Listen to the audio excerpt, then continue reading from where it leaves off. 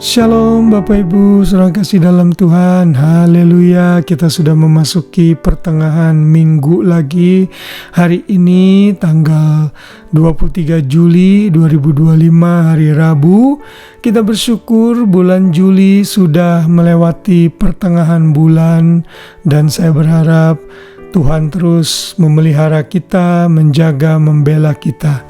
Biarlah kita terus menjadi jemaat yang penuh dengan kemurahan hati dan selalu bersyukur untuk setiap kemurahan yang Tuhan sudah berikan bagi kita.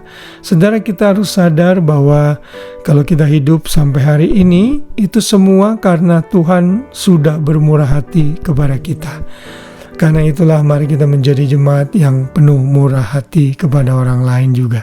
Dan hari ini kita belajar lagi dengan judul Memohon Kemurahan Tuhan. Mazmur 106 ayat 4 berkata, "Ingatlah aku ya Tuhan demi kemurahan terhadap umat-Mu.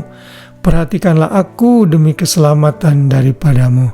Saudara, Mazmur ini diberi judul dalam Alkitab Bahasa Indonesia, Kasih Setia Allah dan Ketegaran Hati Israel.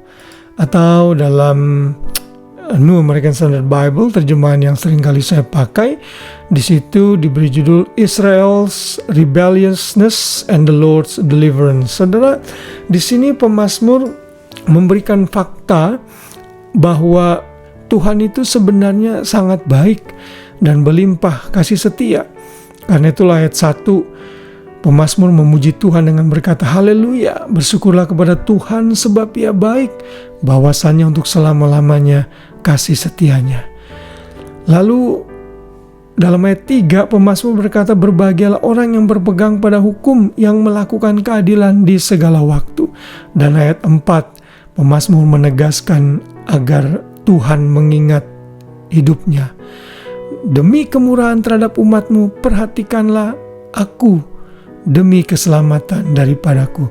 Dalam ayat 4 ini, pemazmur memohon agar Tuhan bermurah hati kepada dirinya dan kepada umat kepunyaannya, yaitu Israel. Dan kalau saudara membaca mulai dari ayat 6 dan seterusnya, pemazmur mengingatkan pemberontakan bangsa Israel yang sudah berbuat dosa seringkali kepada Tuhan. Mulai dari mereka berada di Mesir, keluar dari Mesir di padang gurun sampai mau memasuki tanah Kanaan, bahkan sampai detik ini, hari ini pun bangsa Israel seringkali masih memberontak kepada Tuhan, mengandalkan kekuatannya sendiri dan hidup jauh dari Tuhan, bahkan menolak Yesus sebagai Mesias yang sudah datang dan menyelamatkan mereka.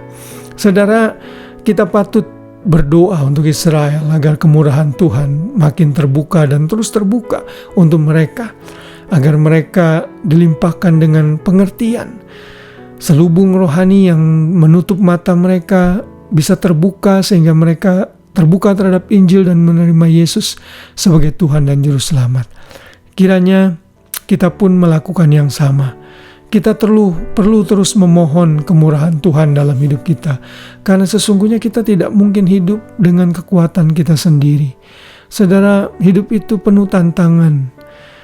Ada banyak persoalan yang terjadi dalam hidup kita, pergumulan keluarga, pergumulan keuangan, pergumulan pekerjaan, dan banyak lagi juga pelayanan. Saudara, dealing dengan manusia lain itu sangat sulit sekali, karena kita semua sudah jatuh dalam dosa. Sekalipun kita sudah ditebus oleh Yesus dengan darahnya, kita masih memiliki tabiat dosa yang belum sempurna di-remove dalam diri kita. Kedagingan kita masih ada. Sehingga kalau kita mengandalkan kekuatan kita sendiri, kita menjadi pribadi yang penuh kecewa, mudah putus asa, dan akhirnya frustrasi, depresi, dan akhirnya bisa meninggalkan Tuhan.